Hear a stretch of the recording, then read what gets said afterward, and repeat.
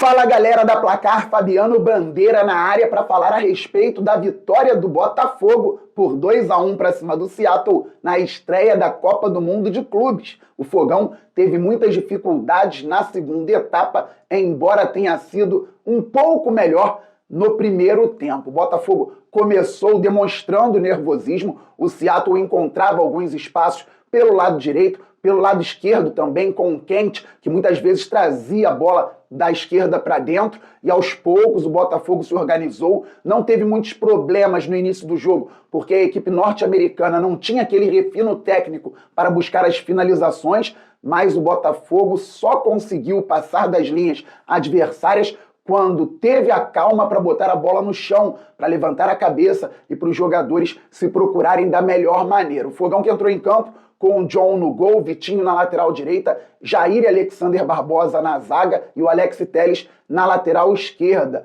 No meio-campo, o Botafogo tinha uma linha de 4. Arthur vindo da direita para dentro, Gregory e Marlon Freitas volantes, foram muito mal no jogo, e pelo lado esquerdo, vindo para dentro também, o Savarino, mais adiantados, Igor Jesus fazendo a função do segundo atacante, o Mastriani para empurrar a última linha de defesa do adversário. Taticamente, o Botafogo se organizou ao longo da primeira etapa. Começou a sofrer menos e a colocar a bola no chão para entrar no campo de defesa do Seattle. Mas chances claras foram vistas entre os 12 e 15 minutos do primeiro tempo. O Igor Jesus de cabeça, o Igor Jesus também recebeu um bolão do Arthur, finalizando por baixo, sendo interceptado no último segundo. Tivemos também um belíssimo chute do Alex Telles após cruzamento da direita, pegando de primeira. Então o Botafogo teve chances claras com algumas dificuldades, mas veio uma falta muito boba do lateral esquerdo do Seattle Sounders em cima do Arthur, fora da bola.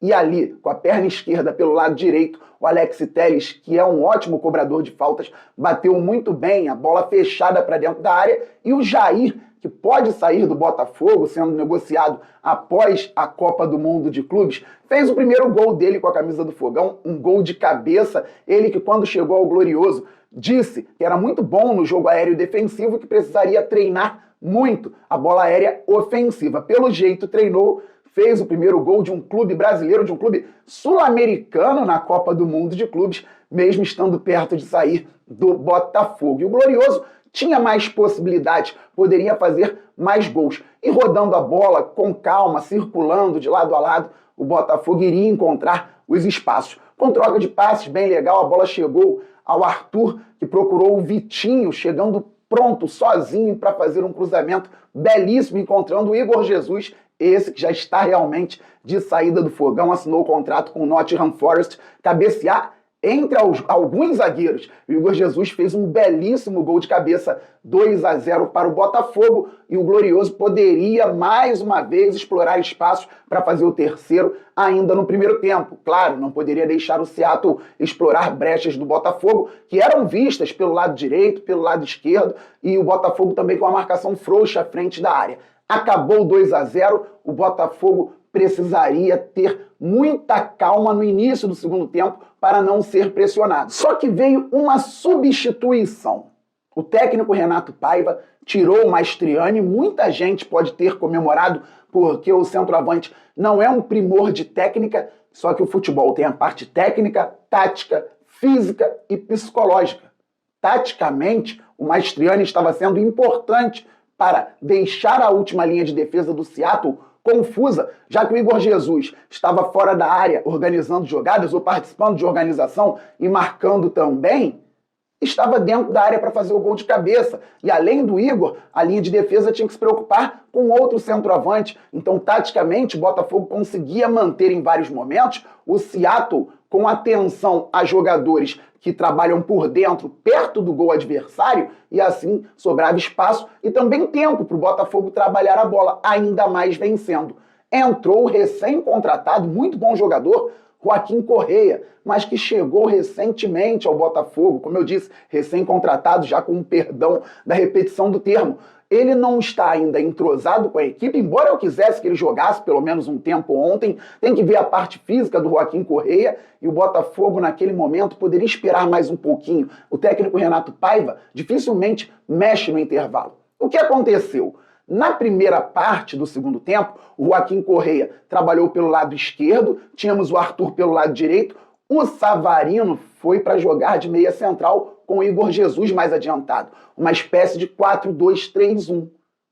O Seattle foi ganhando campo, gostando do jogo, ficando com a bola, envolvendo o Botafogo. E os volantes não estavam bem, como eu falei, Marlon Freitas e Gregory, tanto que os jogadores até agora na Copa do Mundo que mais fizeram cortes são os dois zagueiros do Botafogo, Jair, 11 cortes, e o Alexander Barbosa, 14 cortes na partida contra o Seattle.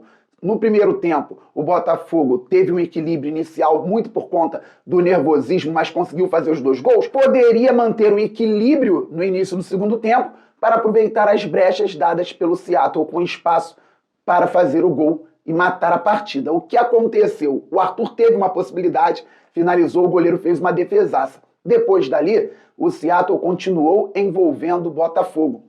E vieram mais trocas que nós não conseguimos entender. Aos 24, o Telles saiu cansado e deu lugar ao Cuiabano, que vinha jogando como um extremo pela esquerda e voltou a atuar como lateral esquerdo. E o Savarino saiu para a entrada do Arthur Cabral. Então o Botafogo poderia ter 2 laterais, 2 zagueiros, Arthur, os 2 volantes e o Joaquim Correa, aberto pela esquerda, com o Igor Jesus, mais o Arthur Cabral lá na frente. 4-4-2.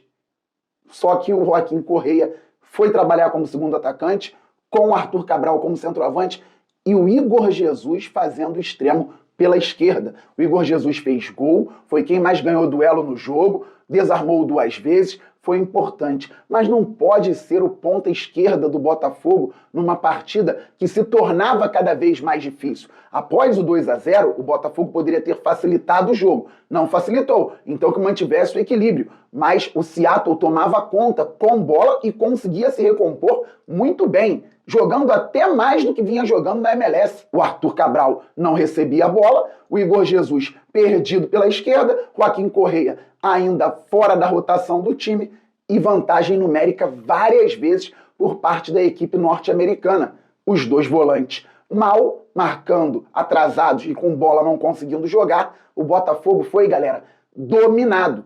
Parte culpa dos jogadores, parte culpa do treinador. Acontece, não quero dizer aqui que eu estou pedindo a saída do treinador ou de algum jogador, acredito que o Botafogo vai evoluir muito com as peças que estão chegando, mas é difícil encaixar realmente no primeiro jogo, por exemplo, o Joaquim Correa e o Arthur Cabral. E o Botafogo ficou 17 minutos nessa formatação. O Paiva tinha que ter mexido antes. O Botafogo não poderia sofrer daquela maneira. Cruzamento, bola vai, cabeceio, desvio, gol, 2-1. Por volta dos 30 minutos da segunda etapa. A partir dali, pressão enorme por parte do Seattle. Quem esperava uma goleada, a gente brinca, fala, tem que fazer saldo. O Botafogo, naquele momento, tinha que fugir do empate do adversário. Não poderia dar oportunidade. E se pudesse, claro, escapar no contra-ataque, fazer o gol. Entraram faltando 4 minutos para o tempo regulamentar se encerrar, Santiago Rodrigues, que atua pelo lado esquerdo, e o Danilo Barbosa, no lugar do Marlon Freitas. Então o Botafogo tinha os 2 laterais e os 2 zagueiros, Arthur pela direita, Danilo Barbosa com o Gregory, 2 marcadores, pela esquerda o Santiago, e aí como segundo atacante, na posição dele, o Joaquim Correa com o Arthur Cabral. Rapidinho o Botafogo interceptou uma saída de bola equivocada da equipe norte-americana, o Joaquim Correa com o Santiago Rodrigues, troca de passe, movimentação, são bons jogadores, quase o terceiro do fogão. Seria o gol da tranquilidade. Mas tranquilidade não foi vista no final do jogo, o Botafogo recuando bastante, com o Seattle conseguindo mais ataques, pelo menos 2, e num deles o Jair cortou errado de perna canhota, a bola sobrou para o adversário, bate lá, bate aqui, alguém finaliza e o John faz uma defesaça, ele que fez outras grandes defesas no jogo.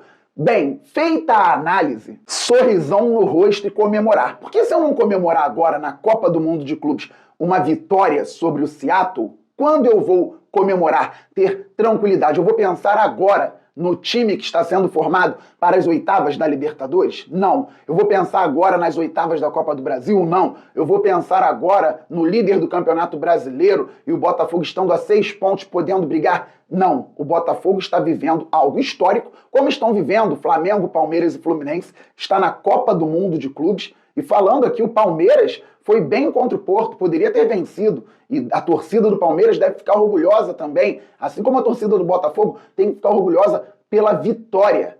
Então eu vou ficar feliz, eu vou sorrir. Tinha uma galera legal lá no estádio Lumen Field, torcendo muito pro Botafogo, botafoguenses de todos os cantos do mundo, torcida dando um show no estádio. Tinha uma galera na noite fria de domingo, 11 da noite, em Copacabana, na FanFest, muita gente acompanhando em casa também, em vários cantos do mundo.